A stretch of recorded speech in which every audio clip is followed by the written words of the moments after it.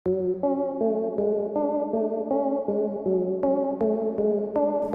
আলাইকুম। খেলাধুলা জগতের সদ্য পাওয়া আপডেট ভিডিওতে আপনাকে স্বাগতম। পাকিস্তান সুপার লিগে এবারের আসরের পেশোয়ার জালমির হয়ে গতির ঝড় তুলেছেন নাহিদ রানা। দারুণ বোলিংয়ে মুগ্ধ করেছেন সবাইকে।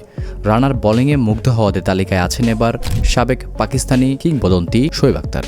পিএসএলের এবারের আসরে অভিষেক হয়েছিল নাহিদ রানার। করাচির বিপক্ষে মাত্র 7 রান দিয়ে 3 উইকেট শিকার করেছিলেন এই পেসার। গড়েছিলেন পিএসএল ইতিহাসে বিদেশি পেসারদের মধ্যে সবচেয়ে ইকোনমিক্যাল বোলিংয়ের রেকর্ড। পাশাপাশি 20টি ডট বল করে পিএসএলে যৌথভাবে এক ইনিংসে সর্বোচ্চ ডট বলের রেকর্ড গড়েছিলেন এই বাংলাদেশি পেসার।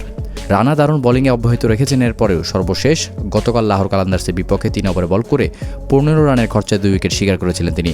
দুর্দান্ত এই পারফরম্যান্সের কারণেই নাহিদ রানাকে নিয়ে ক্রিকেট দুনিয়ায় শুরু হয়েছে তোড়জোড়। শোয়েব আখতার মনে করেন গতির উপর নিয়ন্ত্রণই রানাকে সব ফরম্যাটে ব্যাটারদের জন্য হুমকি বানাবে। তিনি আরও মনে করেন নাহিদ রানার ব্যাপারে সবচেয়ে মুগ্ধকর বিষয় হলো ওর গতির উপর নিয়ন্ত্রণ। এই পরিমাণ নিয়ন্ত্রণ দিয়ে সে নিঃসন্দেহে সব ফরম্যাটেই ব্যাটারদের জন্য অনেক সমস্যা তৈরি করবে। এমনকি ধীরে ধীরে সে আমার চাইতেও ভয়ঙ্কর এবং ভালো বলার হয়ে উঠবে। দর্শক, শোয়েব আখতারের এমন মন্তব্য আপনি কিভাবে দেখছেন? আপনিও কি তাই মনে করেন? জানাবেন অবশ্যই কমেন্ট বক্সে। এতক্ষণ সঙ্গে থাকার জন্য আপনাকে জানাচ্ছি বিশেষ ধন্যবাদ।